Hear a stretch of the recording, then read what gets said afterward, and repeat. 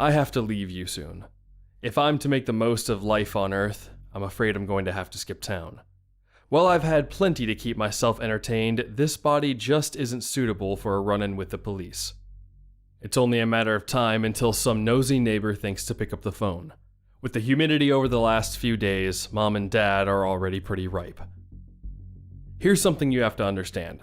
Hell is a big place.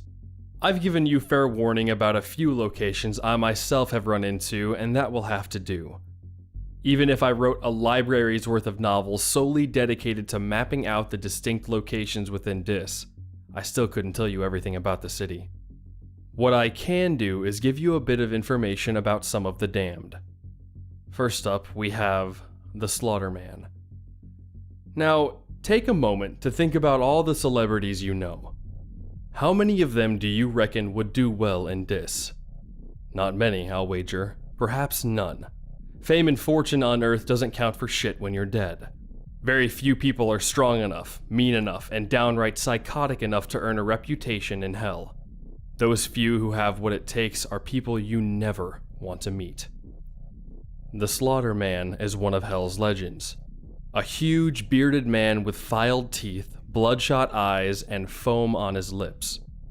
Rumor has it that the day he first emerged from a birthing sack, he was unlucky enough to land at the feet of a slave tribe. Well, those tribesmen chuckled to themselves and readied their clubs and whips, only too happy to take some fresh meat captive. Outnumbered, 12 to 1, naked, unarmed, and brand new to hell, most people wouldn't stand a chance. If you believe the stories, the Slaughterman shrugged off the clubs battering against him and the whips cutting into his flesh as though they were insect bites. He picked up the first slaver, put his hand into the man's mouth, and pulled his jaw right off his skull. He moved on to another, then another, tearing them apart with his bare knuckles until the survivors turned and fled. Nobody knows for sure who he was in life. I've heard theories, though, the most popular one being that he was the Berserker of Stamford Bridge. Supposedly, a single Viking held up the English army single-handed. It didn't matter that he could never win, that he was outnumbered, or that his enemies had better weapons and armor. He stood on that bridge and he fought. By the time he was brought down, he'd killed no less than 40 men. I don't know how true any of this is. I've never seen the Slaughterman for myself, and I don't want to. But what I can tell you for sure is that people don't become legendary in hell without good reason. I'd guess that the only one who knows the truth is the Slaughterman himself, and he isn't saying anything. Since the day he arrived in hell, he's only spoken once. The fleeing slavers heard it as the Slaughterman tore their tribe apart. Naked, bloody, and surrounded by corpses, the Slaughterman looked up into the storm-racked sky and bellowed a single word. Valhalla. Next up, we have Hellhounds. How about a little story? I wasn't new to hell. I'd made myself some clothes in a wooden club, found shelter, and had a big slab of meat roasting over a campfire. The only thing I didn't have was a tribe. The area I'd been birthed in seemed slummy even for Dis. All half-collapsed hovels and mud huts. Iron was scarce, barely enough to make myself a water bowl. All in all, not a good spot for a tribe. My plan was simple enough. I'd have a decent meal, carve myself a shiv or two in case I lost my club, then find somewhere more or less dry to sleep. After that, I'd set off to look for a tribe. Even the mildest tribal initiations result in a few scars and a broken nose, so I wanted to be as well rested as I could. Sleep in hell is both vital and dangerous. There's a knack to finding somewhere that's simultaneously sheltered, hidden, and with access to an escape route. Even then, you're never going to get more than a few hours at a time. In hell, the slightest suspicious noise should scare the shit out of you. A low, throaty growl definitely counts as a suspicious noise. I leapt out of my impromptu nest of skins and wood, raised my club, and returned the growl with one of my own. A woman had crept into my building and was staring at me with dilated pupils. She looked to be in a bad way, skinny, naked, and covered in weeping sores. her lips peeled back to reveal broken and jagged teeth. It took me all of a second to size her up. She'd been living rough for a few days or weeks. Judging from her protruding ribs and bloated stomach, she was well on her way to dying of starvation. So, she was weak, hungry, and didn't even have a weapon. "I've already eaten," I said, relaxing a little and giving my club a few practice swings. "No sense in letting you go to waste, though." I took a step towards her and she bolted. She turned right around and scampered away in a strange animal gait. I took off after her, certain that I could outpace her. Even if there wasn't much meat on her, bones can still be useful. I chased her through a few streets, struggling to keep my footing on the muddy ground. When I finally got close enough to swing my club, she stopped dead. The suddenness of it caught me off guard and I tripped over her, losing my club as I fell. She howled in triumph, a sound that was echoed by a dozen other throats. That day, I learned two things about the Hellhounds. The people who lose their mind to become little more than beasts after enduring centuries in hell. Firstly, they have the necessary animal cunning to hunt as a pack. Secondly, human teeth and fingernails are perfectly capable of ripping flesh from the bone. Next up, we have the surgeons. Modern doctors rarely thrive in hell. Academia and reliance on technology doesn't leave you in the best state to endure the endless violence and brutality. There are exceptions, though. The people who learn to sew their friends back together amid the machine gun fire of the Psalm. Shamans, witch doctors, and holy men who endured famine and warfare. Survivalists who knew how to cauterize their wounds in the middle of a forest. Those are some of the people who might just be strong enough to ply their trade to the damned. After all, working knowledge of basic medicine is just one of those things that goes beyond a lot of the meatheads roaming Dis. Most of Hell's surgeons find a tribe as soon as they're able.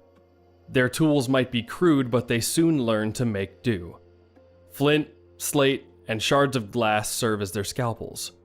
They make thread from human hair and needles from silvers of iron. Whenever a member of the tribe has an infected sore, the surgeon will be the one to drain the pus. A tribal surgeon could well save your life, but they'll do it without anesthetic. Then there are the freelance surgeons, the people who will try to go it alone. They make themselves a uniform, the theory being that the damned will recognize them if they all look alike. It doesn't really work, but then again, you can't expect much logic from people who have lost count of how many times they've died. For one thing, fashions change over time.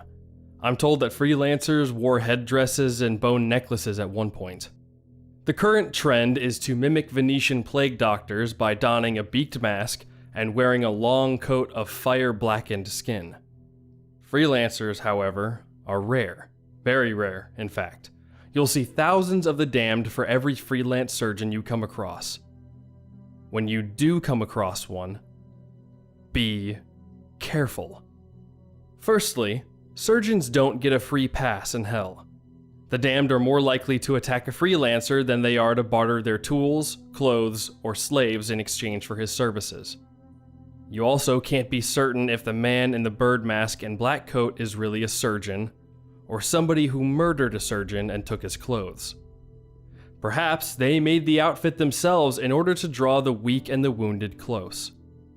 Advertising doesn't always work as intended in Dis. If the freelancer turns out to be genuine, that doesn't give you an excuse to drop your guard. Freelance surgeons aren't usually the most stable people. To put in another way, freelancers are usually sadistic psychopaths. Sure, they might stitch you back together and send you on your way. They might also decide it would be more interesting if they stitched you to somebody else. They might think paying an arm and a leg for their service should actually be taken literally. They might turn out to be some wannabe serial killer who's yet to find their way to Skin Street. For each freelancer trying to do a tough job in a tougher place, there are a dozen or so Mengelas who want to try out their toys on somebody too injured to fight back. Stick with your tribe surgeon if you're lucky enough to have one. Failing that, learn to patch up your own wounds. Trust me, if you're able to read, you've already got the intellectual advantage over a lot of Hell's residents. universal education is pretty recent. Freelancers are not worth the risk. Finally, we have Cambions. I'll be honest with you here. I don't know if Cambions actually exist. What I'm going to tell you is something that somebody else told me. It's up to you to decide if it's true or not. Personally, I really hope it isn't. People rape one another in hell. It happens a lot. If you're not strong enough, it'll happen to you too. The good news for the ladies out there is that damned men fire blanks. You'll almost never be impregnated. I say almost never because, if you believe the stories, there's an incredibly slim chance that a couple of those little swimmers will be awake and looking for an egg. Just to put this into perspective, we're talking conjoined twins levels of unlikeliness here, and that's just conception. The chances of a pregnant woman surviving the full 9 months in hell are probably conjoined triplets levels of unlikely. You're talking about a perfect storm of beating the odds here. But this is eternity.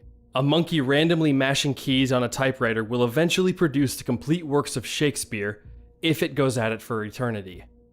The result of that perfect storm, of those monkeys with their typewriters, is a Cambion, a child conceived and born in hell.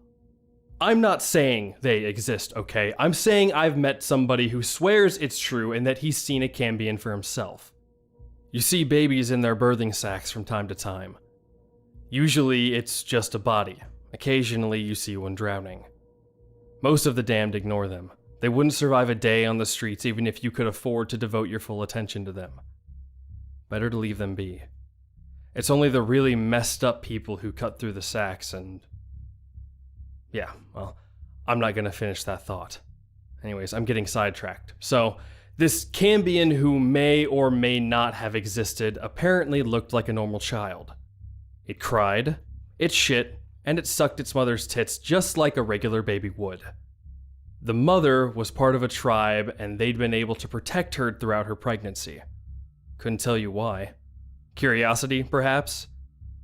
When it was born, the whole tribe gathered around to have a look. Among them was the man who told me this story, somebody I'd meet years later and eventually kill. This man cut the baby's cord and lifted it up to his face. Every man in the tribe had raped the mother at one point or another and wanted to see if the child looked anything like him. The Cambion looked like a normal child in every way, but one. Its eyes were dead, lifeless, like a doll's. Sure, the kid was alive. It wriggled and cried like a normal baby. Those eyes were wide open, though, not scrunched closed like a newborn's eyes should be. Wide open, empty, doll eyes. If that story is true, I don't blame the tribe for killing the child. Something like that shouldn't exist. Right. I'm done. I have to go. This is the point where people like to have things nicely tied up. A few dragons slain, a few maidens saved. At the very least, you could expect some kind of moral lesson to think over. I think that, in this case, that sort of thing is missing the point. There are no dragons to slay, no morals to learn. We do not live happily ever after. There is no grand revelation, no clever twist, no purpose, no redemption, no hope. There's only eternity among our own kind.